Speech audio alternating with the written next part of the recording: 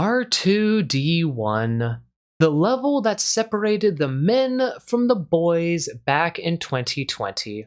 Not many people were even able to make it to this level back then, and even fewer people were able to actually complete it. And of the few who did manage to survive to extraction, there were many who did so with the use of that old cell duplication bug. And those are the people who we would call the boys. Now, quite some time has passed and a lot has changed since then. So let's see how many of you walk away from the alternate version of R2D1 as a man, and how many of you don't walk away as a corpse.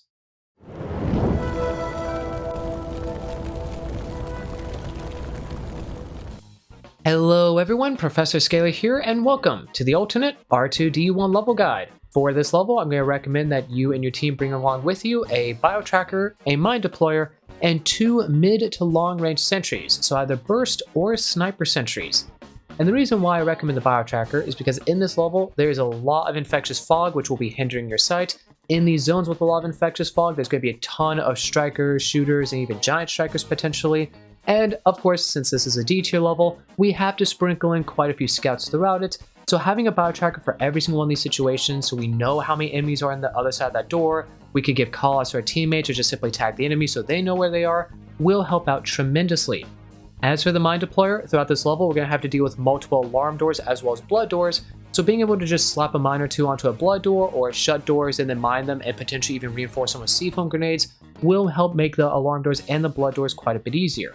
The thing is though, there are also quite a few moments in this level where having mines isn't really going to do a whole lot good just because we don't have any doors we can actually shut for an upcoming alarm, which is why we're going to be bringing 2 mid to long range sentries with us as they will help out tremendously.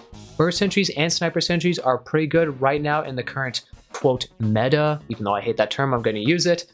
So bringing them will help out. Position them properly, especially in a room that has a lot of distance that enemies are going to have to cover to get to you, and you will not have to do a whole lot of shooting during some of these alarms. You could take either of them, maybe a combination of 1 of each or 2 of the same kind. It's completely up to you and your team. Just keep in mind that if you want sniper sentries to be really powerful, you do need to have bio-tracker symbiosis active, so maybe if you're the bio-tracker person, leave your teammates while they work on the scans and stand near your sentries and just help them out a bit, and you should be golden. Dropping down into a level, you'll see that your main objective is to collect 5 power cells and bring them back to the central generator cluster inside zone 606. And you and your team are going to be starting off inside zone 605, and in here you can expect to see a singular scout patrolling about, a pretty fair amount of regular strikers and shooters, as well as a decent amount of infectious fog. Thankfully though, in this zone, as well as many of the other zones throughout the level, you can find a lot of fog repellers as long as you keep an eye out for those boxes and lockers. So definitely look around, explore a bit, and make sure everybody's holding onto fog repellers if they can. Things like glow sticks and flashlights and even C-foam grenades are very tempting in this level, but in most situations they just don't really help out a whole lot. So I would recommend that at all times, at least 2, maybe even 3 people on your team hold onto stacks of fog repellers. That way when you need to use them, you'll be able to use them, and then while you're looking for more, you still have people who have a few of them on them just in case something goes wrong. So make your way throughout the zone, deal with the enemies, and if you need to, don't be afraid to pull rooms. And that doesn't just simply apply to this zone, but a lot of the zones in the level. If there are a ton of enemies down below in the infectious fog and there isn't a scout that you need to worry about waking up, just simply pull the trigger on your gun, fall back, and have them fight you on your own terrain. Don't fight them down in the fog where it's hard to see them, or waste a ton of fog repellers by constantly throwing them and refreshing them so you can stealth kill everything. Just spend some extra ammunition. There are a lot of resources in this level, so as long as you don't go way too crazy and pull literally every single room the moment you step into them, you should be able to pull the rooms that you have to, deal with those enemies, and still have ammunition to deal with the alarms and the blood doors and everything else. You might cut it a little bit close to the end if you're not the best player out there, but even then, you should be able to pull some rooms here and there and make your life a whole lot easier without jeopardizing the run. Once you deal with everything inside the zone, you're going to want to head to the northern end where you'll be able to see a staircase that takes you down into the infectious fog. Before you go down there though, you're going to want to set up your defenses, because on the other side of it, you'll be able to find the security door to zone 606, and this security door does have a class 4 alarm tied to it. And as you can see with the map overlay, there are 2 different locations enemies can spawn from. And they spawn from in here in particular, there are 2 doors they'll have to go through in order to get out of their room, or at least 2 different doors they could. So make sure both of those doors are shut and there's a mine on each of them, and then when it comes to that staircase that leads down into the infectious fog, place one of your sentries right there facing towards the south, And then once you've done that, you can start throwing fog repels so you can safely traverse through that chasm, get to the other side, and you can place your other sentry down over there to give you some extra firepower. And then when everybody's ready, you can activate the alarm, do the full team scan, and then get to work on all the scans afterwards. This alarm can sometimes take a little bit of time to complete, so if you need to refresh your fog repellers, by all means go on ahead. And once you finish all the scans, deal with all the enemies that are still left alive, then go out and grab the sentries. Don't worry about the mines, you can actually leave those there as they will help you out towards the end of the level when you come back to extraction, so you do not have to pick them up by any means. And once you have everything you need, just head on into Zone 606 itself. Inside Zone 606, you'll be able to find your generator cluster in the middle of the room underneath a low layer of infectious fog. So go out here, deal with the enemies that you can deal with without having to go down into the fog. Keep an eye out for the power cell, as there will always be one of them in here. And once you have that power cell, one person could just simply tank a little bit of infection and just go to the middle and plug it in. Or you can have somebody throw a single fog repeller, that way they can more safely get down there. And once they plug it in, you'll notice that the infectious fog levels will lower a bit. And that's actually sort of the theme of this level. Every single time you put a power cell into the generator cluster, the fog levels will lower a little bit more and more and more, which will make it easier to traverse through some areas. So there's actually sort of a specific order you want to play this level in. That way you take care of all the higher elevations first, and then you can go to the lower elevations once you've lowered the fog a bit. But we'll get more into that in just a little bit here. So like I said, go throughout the zone, deal with all the enemies. If you need to, pull the enemies who are really deep down in the fog, that way you don't have to spend fog repellers to get to them. And once you have everything you need, you can head to the eastern side. Because of the 3 security doors in here, the one to the west, the north, and the east, but the eastern one is the only one you have access to, as the other 2 require colored keycards, which you cannot possibly have in your possession at this point. So you go to the east of the security door to Zone 609, which will have a Class 5 alarm tied to it. So let's take a look at another map overlay. As you can see with this overlay, there's only one location enemies could possibly spawn from. It's all the way down south, and there aren't any doors you could shut, mine, or even seafoam. So what I recommend you do is just simply place on one or both of your sentries in the previous room near the bottom of that staircase facing down towards south, and then you have everybody work on the first full team scan, and then the person with the bio tracker can simply run out into the previous room and tag the enemies, so the sniper sentries are even more effective, and everybody else could just simply work on the scans and get them all done. Once they're all finished, just keep on dealing with the enemies as they come to you until there are none of them left. Pack up your sentries, and then you can head into Zone 609. Inside Zone 609, there are going to be a whole lot of enemies, both smalls and bigs, as well as 2 scouts patrolling about, so deal with all that however you see best fit. And of course, there are going to be resources, as well as fog repellers you can collect, so keep an eye out for them. And there's going to be a total of 5 different security doors. 2 of them are going to have alarms tied to them, 2 of them are going to be blood doors, and 1 of them is just a simple full team scan door, but it does have a generator that you have to plug a power cell into in order to unlock it. So there are many different ways you could play out this level at this point, but we don't want to overcomplicate things or, confuzzle the players by saying you could do this or that or this or that, and here's all the pros and cons. So what I did is I went throughout the entire level and I tested multiple different things to try to figure out what I consider the easiest route or routes that the average player could take to complete this level. And after quite a bit of testing by myself and with other players, I think I finally have come to a conclusion. So what you're going to want to do before you decide anything is hop onto a terminal and check 2 things. The first thing you want to check is Zone 611 and Zone 613 to see which one of these 2 actually has a power cell in it. Because unlike almost every other zone in the level that is guaranteed to have a power cell in it, only one of these 2 zones will ever have it. So check that first before you go anywhere else. Then the second thing you want to check is Zone 610 and 612 to see which one of these 2 has a colored keycard in it. Because this colored keycard is required in order to beat the level, so whichever zone it is in is sort of forced upon you to actually go into. So check these 2 things, and once you know that, you can figure out what your route is going to be. So for those of you who have your colored keycard inside Zone 612, you're going to be going from Zone 609 where you're currently at into either 611 or 13 depending on which one has the power cell. Get that power cell and use it to unlock the security door to 614. You go in there, you get your actual second power cell, plug that into a generator cluster, and then you go into Zone 612. That is where you get your third power cell as well as a colored keycard that you need. And once you have that, you can then head to Zone 607 to the north of the generator cluster where you get your 4th power cell. And then you continue further down that route into Zone 608 where you'll get your 5th and final power cell. But before you plug that in, since you get a colored keycard from inside Zone 608, you can use that to unlock the western security door to Zone 615 where you'll be able to get even more resources. For those of you who have your colored keycard inside Zone 610, your route is going to look a little bit different, although mostly the same. So from Zone 609, you go to 611 or 13, depending on which one has the power cell. You go into 614 afterwards, then you go into 612, but then you go into Zone 610 as you need to get your 4th power cell from there, as well as that colored keycard. and then once you have that, you head to the north into zone 607, where you'll get your 5th and final power cell. So remember this information, or maybe just have this video open while you're actually doing the run itself. That way, once you know which one of these 2 zones your color keycard is in, you know which route you should be taking from start to finish. And now that you know that, all that's really left is just simply talk about every single one of the zones one by one and how you get into them and what you should be aware of when it comes to the zone itself, as many of them are quite different from each other. So let's sort of just go with the original route and start talking about zone 611 and 613 first, as no matter what, you're heading into one of these 2 zones next. So both of these security doors have a class 5 alarm tied to it, and we'll look at the map overlay for zone 613 first. So as you can see, there's only one location enemies could possibly spawn from, but there are no doors between you and them that you can shut, mine, or seafoam. However, this isn't that big of a deal, as we do have 2 sentries. So what you're going to want to do is place both of your sentries in the main generator cluster room itself. One of them is going to be near the eastern security door facing towards the northwest, so shoot enemies as they round the corner and make their way to the door. And the other one is going to be sort of near the central generator cluster on the northeastern side where that metal bridge is, facing down towards south. For those of you who are heading to the east inside zone 611 though, your map overlay is going to look something like this.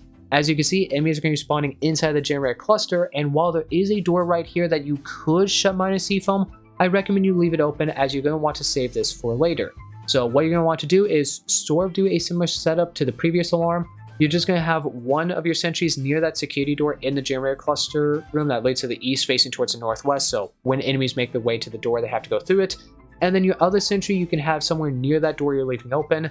Either you can have it on the outside facing towards it to shoot enemies as they approach it, or you can have it on the inside facing towards the door. That way once they make it into the room, this sentry starts shooting at them. Once you finish every single one of them though, you can go out, deal with any of the enemies that are still left alive, pack up your sentries, and then head into either zone 611 or 613.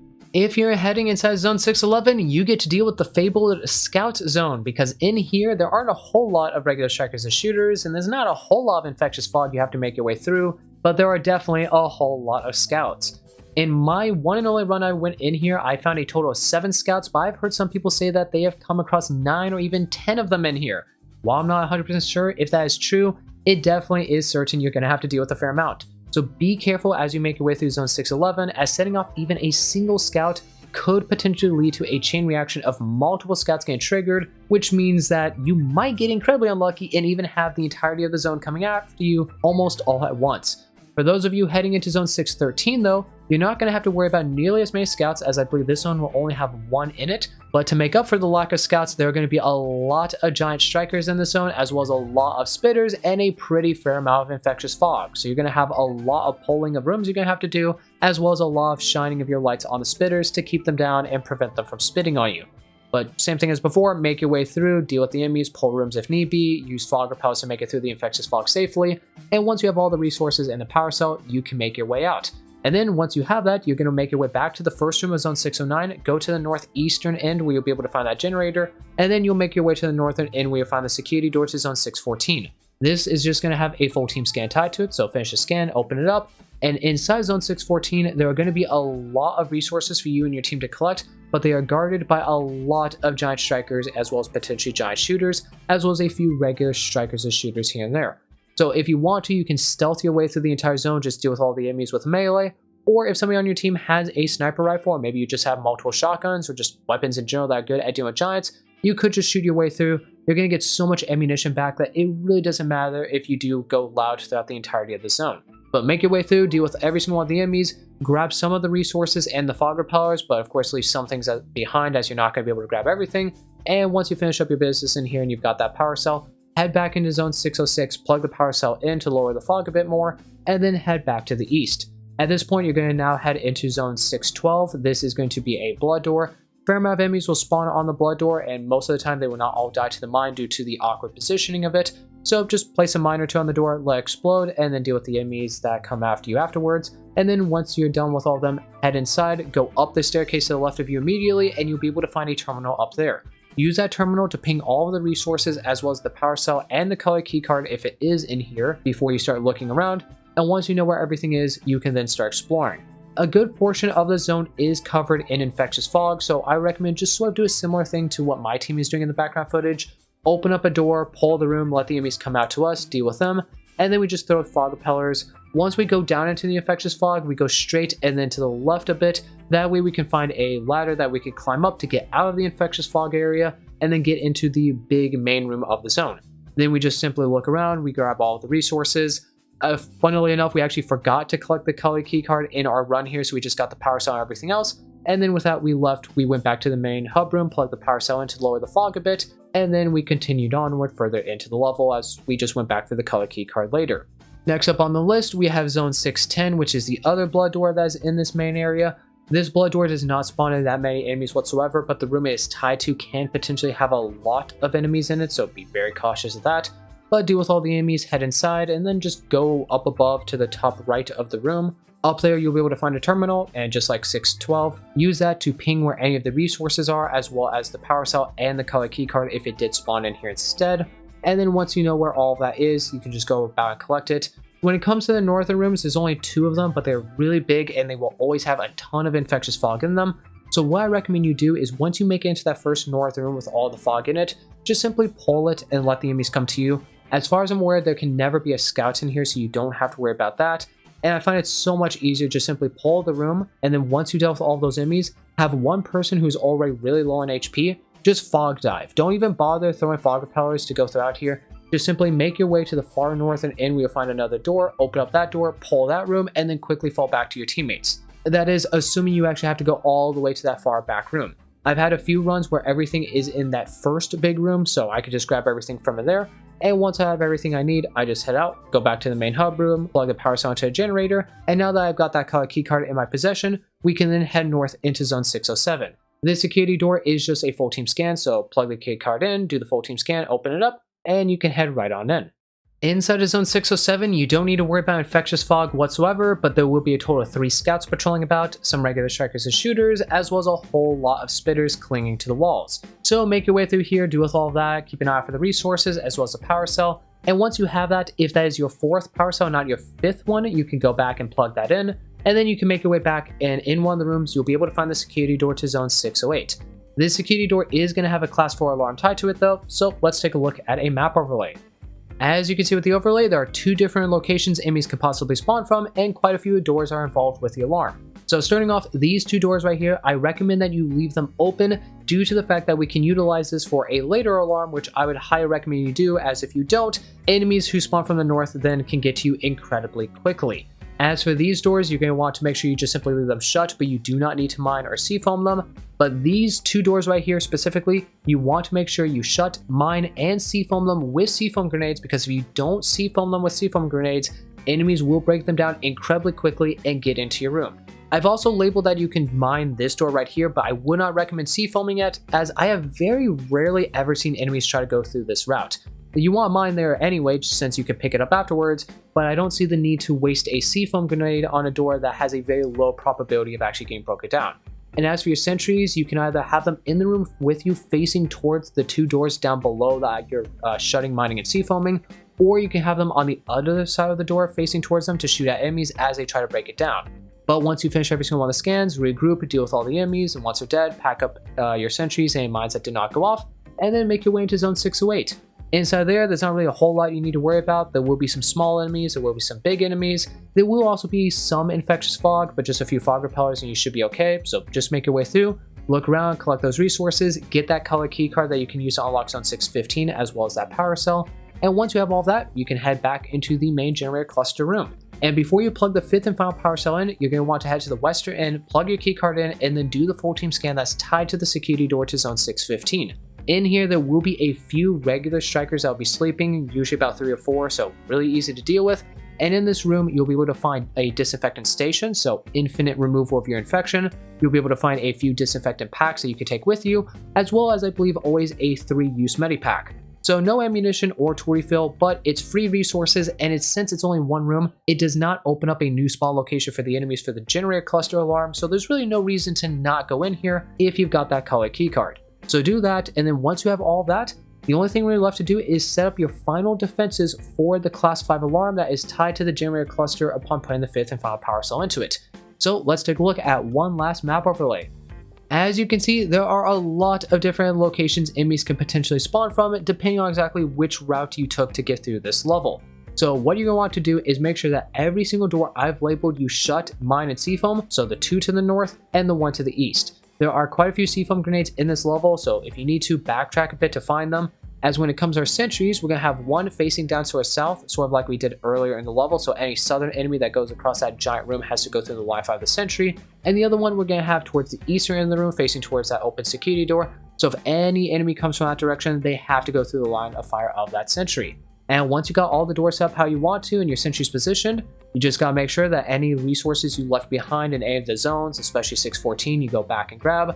Heal up as much as you can, disinfect of course, refill your ammunition, refill the sentries, and if you have a bunch of leftover mines, feel free to place them wherever you see best fit. And once your team is completely done and ready, just plug that 5th and final power cell in, wait for the full team scan to appear near the generator cluster, and once it's there, get to work on the scans.